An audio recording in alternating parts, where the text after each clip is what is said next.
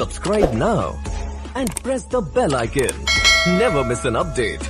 Hello dear students, welcome back to our next video of economics discussion. ये है video number 5 and video number 5 में आज हम discuss करेंगे मार्जिनल अपॉर्चुनिटी कॉस्ट का concept.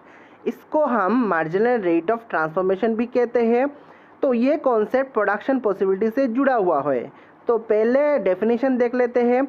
Marginal opportunity cost refers to the number of units of a commodity sacrificed to produce one additional unit of another commodity।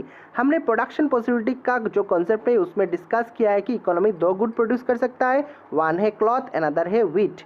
So cloth produce करने के लिए हमें ज़्यादा से ज़्यादा यूनिट व्हीट को सेक्रीफाइस करना पड़ेगा।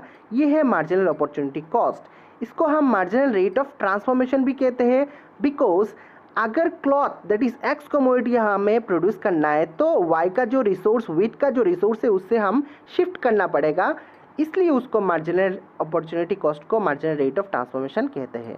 चलिए अब हम इस कॉन्सेप्ट को डिटेल्स डिस्कशन कर लेते हैं with the help of example से। हम जो प्रोडक्शन पॉसिबिलिटी का जो एग्जांपल लिया था वही एग्जांपल से एक्सप्लेन करेंगे, जिससे आप लोगों को इजीली समझ में आ जाएगा। तो इकोनॉमी अगर गुड एक्स प्रोड्यूस करता है तो मैक्सिमम 5 यूनिट्स कर सकता है, गुड वाई अगर प्रोड्यूस करता है तो मैक्सिमम 15 यूनिट्स कर सकता है। इससे हम लोग को कैलकुलेट करना है मार्जिनल अपॉर्चुनिटी कॉस्ट। सो उसका फॉर्मूला क्या है देख लेते हैं। Loss in output y by gain in output x. इस फिगर में हम लोग को क्लियरली दिखाई दे रहा है कि लॉस हो रहा है y एंड गेन हो रहा है x। लॉस से अगर डिवाइड किया गेन तो हम लोग को अपॉर्चुनिटी कॉस्ट मिल जाएगा। सो फर्स्ट सिचुएशन में हम लोग दिखा नहीं सकते कैसे मार्जिनल अपॉर्चुनिटी कॉस्ट को निकालते हैं, क्योंकि उसमें कोई चेंज नहीं है। सेकेंड सिचुएशन देख लेते हैं। अगर इकोनॉमी एक्स गुड प्रोड्यूस करना चाहता है तो उसको वाई का प्रोडक्शन रिड्यूस करना पड़ेगा। That is loss in output by y 1 unit divided by gain in output x equal to 1। so 1 divided by अगर 1 किया तो 1 मिलेगा। ये है सेकेंड सिचुएशन का marginal opportunity cost. I think आप लोगों को क्लियरली समझ में आ गया होगा। थर्ड सिचुएशन देख लेते हैं। थर्ड सिचुएशन में इकोनॉमी 2 यूनिट प्रोडक्शन करना चाहता है एक्स कमोडिटी, तो उसको रिड्यूस करना पड़ेगा वाई यूनिट, वाई जो है और 2 यूनिट्स। सो 2 डिवाइडेड बाई 1 है, 2 है marginal opportunity cost of third situation. अब हम डिस्कस करेंगे सिचुएशन नंबर 4। सिचुएशन नंबर 4 में क्या होता है। सिचुएशन नंबर 4 में in economy 3 unit x commodity produce करना चाहता है, उसके वजह से वाई का प्रोडक्शन है और 3 यूनिट रिड्यूस करना पड़ेगा। दैट इज लॉस हो रहा है output by 3 unit and gain हो रहा है 1 unit. So 3 divided by 1 equal to क्या है 3। सो ये था सिचुएशन नंबर 4। इसी तरह हम situation 5th and situation 6th का भी मार्जिनल अपॉर्चुनिटी कॉस्ट निकाल सकते हैं। So this is all about marginal opportunity cost. Marginal opportunity cost is nothing but slope of production possibility curve. ये अक्सर एग्जाम में 1 मार्क के लिए रहता है। हमारा जो अगला कॉन्सेप्ट है ये बहुत ही इंपॉर्टेंट है इस चैप्टर में, वो है attainable and un combinations of output. हम 1 बाई 1 डिटेल्स डिस्कशन करेंगे with the help of diagram से। पहले अटेनेबल देख लेते हैं। Attainable combinations are those combinations of output that an economy can produce. In other words, attainable combinations are those combinations of output which are indicated by the points on the PPC or inside the PPC. अब given amount of resource से economy maximum production कर सकता है, वो है ए से लेकर F तक। ये है प्रोडक्शन पॉसिबिलिटी फ्रंटियर, जो मैक्सिमम लिमिट प्रोड्यूसर प्रोड्यूस कर सकता है सही ढंग से अगर रिसोर्स को यूज़ करे तो। अगर सही ढंग से यूज़ नहीं किया तो इकोनॉमी इनसाइड द पीपीसी कर सकता है, मींस उसके अंदर कर सकता है, बाहर नहीं कर सकता है, बिकॉज उसके पास रिसोर्स लिमिटेड है। सो हम अब डिटेल डिस्कशन करेंगे with the help of diagram से। चलिए डायग्राम देख लेते हैं। इस डायग्राम में हम लोग को क्लियरली दिखाई दे रहा है इकोनॉमी प्रोड्यूस कर सकता है A B C D E F. ये है पॉसिबिलिटी जो प्रोड्यूसर प्रोड्यूस कर सकता है, उसके पास given amount of resource and technology को अगर सही ढंग से यूज़ करे तो। ये अटेनेबल कह सकते हैं बिकॉज वो प्रोड्यूसर प्रोड्यूस कर सकता है। बट अगर इकोनॉमी पॉइंट जी को सिलेक्ट करता है तो इसका मतलब है वो रिसोर्स को सही ढंग से यूज़ कर नहीं सका, इसलिए वो पॉइंट जी है। बट वो भी अटेनेबल है बिकॉज उसने रिसोर्स को सही ढंग से यूज़ नहीं किया, इसलिए प्रोडक्शन जी में है। नहीं तो प्रोडक्शन पॉसिबिलिटी का ए से लेकर एफ तक कोई एक पॉइंट में होता। So economy within the production possibility कर सकता है, that is inside the PPC कर सकता है और ऑन द लाइन कर सकता है, बट चाह कर भी बाहर नहीं कर सकता है बिकॉज उसके पास रिसोर्सेस लिमिटेड है। आई थिंक आप लोगों को ये कॉन्सेप्ट अच्छी तरह से समझ में आया होगा। नेक्स्ट कॉन्सेप्ट जो हम लोग डिस्कस करेंगे वो है अनअटेनेबल कॉम्बिनेशन। सो देख लेते हैं अनअटेनेबल कॉम्बिनेशन। पहले डेफिनेशन देख लेते हैं उसका। क्या है उसका definition? Unattainable combinations are those combinations which are indicated by the point outside the PPC. हमने पहले डिस्कस किया है on the line of PPC और इनसाइड द पीपीसी, ये है अटेनेबल।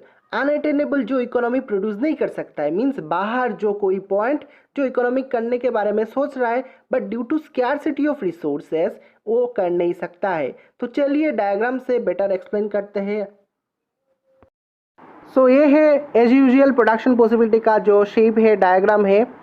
अगर इकोनॉमी प्रोड्यूस करना चाहता है कि आउटसाइड द पीपीसी, मान लीजिए at point as economy produce करना चाहता है, तो वो चाहकर भी कर नहीं सकता है बिकॉज उसके पास स्कैरसिटी ऑफ रिसोर्सेस है। सो वो अनअटेनेबल है, इसको ज़्यादा डिस्कशन करने का ज़रूरत नहीं है। तो ये था attainable unattainable combination. I think you can understand the concept. So next हम लोग डिस्कस करेंगे कि प्रोडक्शन पॉसिबिलिटी शिफ्ट कैसे होता है। अब सबसे अहम सवाल के बारे में हम डिस्कस करेंगे वो है क्या प्रोडक्शन पॉसिबिलिटी का शिफ्ट हो सकता है। हमने देखा है इस एग्जाम्पशन अगर फॉलो करता है इकोनॉमी तो इकोनॉमी प्रोड्यूस कर सकता है ए और एफ के बीच में और इनसाइड द पीपीसी। अगर एग्जाम्पशन वायलेट हुआ तो ए एफ शिफ्ट हो सकता है A1 F1 तक, यानी कि ओरिजिनल प्रोडक्शन पॉसिबिलिटी कब था AF और न्यू जो प्रोडक्शन पॉसिबिलिटी है वो है A1 F1। Good x increase हो रहा है एंड गुड वाई इंक्रीज हो रहा है, इसलिए प्रोडक्शन पॉसिबिलिटी का जो है वो राइटवर्ड शिफ्ट हो गया है। तो क्या क्या इंपॉर्टेंट फैक्टर है जिसके वजह से प्रोडक्शन पॉसिबिलिटी का राइटवर्ड शिफ्ट होएगा, इसका कारण हम देखेंगे। पहला जो इंपॉर्टेंट कारण है राइटवर्ड शिफ्ट होने का वो है increase in the supply of skilled labour, यानी कि दोनों गुड में इकोनॉमी ने ट्रेंड लेबर यूज़ किया है, इसी वजह से प्रोडक्शन पॉसिबिलिटी का जो है वो राइटवर्ड शिफ्ट किया है। सेकेंड जो इम्पोर्टेंट फैक्टर है कि मार्केट में न्यू एंड बेटर टेक्नोलॉजी आया है, तो इकोनॉमी दोनों गुड में बेटर टेक्नोलॉजी यूज़ किया है, उसके वजह से प्रोडक्शन डबल हो गया है, इसलिए प्रोडक्शन पॉसिबिलिटी का राइटवर्ड शिफ्ट हुआ है। सो एग्जाम में आज अक्सर बेसिक क्वेश्चन आता है 1 मार्क के लिए, तो आप लोग यही लिख सकते हैं। अब हम डिस्कस करेंगे कि प्रोडक्शन पॉसिबिलिटी का शिफ्ट बैकवर्ड कैसे हो सकता है। तो अगर राइटवर्ड शिफ्ट होता है तो ऑब्वियसली लेफ्टवर्ड भी शिफ्ट हो सकता है। इस डायग्राम में हम लोग को क्लियरली समझ में आ रहा है कि F is the original production possibility का वो शिफ्ट होकर लेफ्टवर्ड आ गया है, दैट इज बैकवर्ड आ गया है A1 F1। सो क्या क्या इंपॉर्टेंट कारण है जिसके वजह से प्रोडक्शन पॉसिबिलिटी का जो है वो लेफ्टवर्ड में शिफ्ट हुआ है। पहला जो कारण है बैकवर्ड शिफ्ट होने का वो है massive destruction of resources in natural calamity. Nature important factor है, इसी वजह से डिफरेंट गुड्स एंड सर्विसेज कम हो सकता है प्रोडक्शन। अगर इकोनॉमी में फ्लड हो गया और ड्रॉट हो गया, अर्थक्वेक हो गया, सुनामी हो गया, तो प्रोडक्शन ऑफ बहुत गुड के ऊपर बहुत बड़ा इम्पैक्ट पड़ सकता है। सो ये इंपॉर्टेंट रीज़न है प्रोडक्शन पॉसिबिलिटी का, इसी वजह से लेफ्टवर्ड शिफ्ट हो सकता है।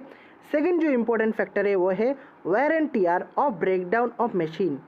अगर प्रोडक्शन में हम बार बार मशीन अगर यूज़ करेंगे तो मशीन का जो कंजम्पशन है वो लॉस हो सकता है, उसको डेप्रिसिएशन कहते हैं। डेप्रिसिएशन यानी loss of the consumption of fixed asset due to wear and tear in the process of production. तो इसी वजह से इकोनॉमी का जो प्रोडक्शन है वो घट सकता है। सो ये था बेसिक 2 इम्पोर्टेंट फैक्टर जिसके वजह से प्रोडक्शन पॉसिबिलिटी का जो है और लेफ्टवर्ड शिफ्ट हो सकता है। अब हम डिस्कस करेंगे प्रोडक्शन का शिफ्ट हुआ है ओनली 1 कमोडिटी में, ओनली 1 गुड में। तो कैसे होता है? अगर इकोनॉमी ओनली 1 गुड में एडवांस टेक्नोलॉजी यूज़ करता है तो जाहिर सी बात है प्रोडक्शन पॉसिबिलिटी का जो शिफ्ट होगा उसी सेक्टर में होगा, और जिसमें वो एडवांस टेक्नोलॉजी यूज़ नहीं करेगा उसका प्रोडक्शन कांस्टेंट रहेगा। चलिए देख लेते हैं डायग्राम से, तभी हम लोग को अच्छी तरह से समझ में आ जाएगा। इस डायग्राम में हम लोगों को क्लियरली समझ में आ रहा है कि एडवांस टेक्निकल इकोनॉमी ने यूज़ किया है ओनली व्हीट प्रोडक्शन में, तो इसीलिए इसका प्रोडक्शन ग्रोथ हुआ है। प्रोडक्शन पॉसिबिलिटी का जो है ए से लेकर शिफ्ट होकर A1 तक चला गया एंड क्लॉथ में यूज़ नहीं किया, इसलिए उसका प्रोडक्शन वही रह गया। सो ये था वन सेक्टर में प्रोडक्शन पॉसिबिलिटी का शिफ्ट कैसे होता है।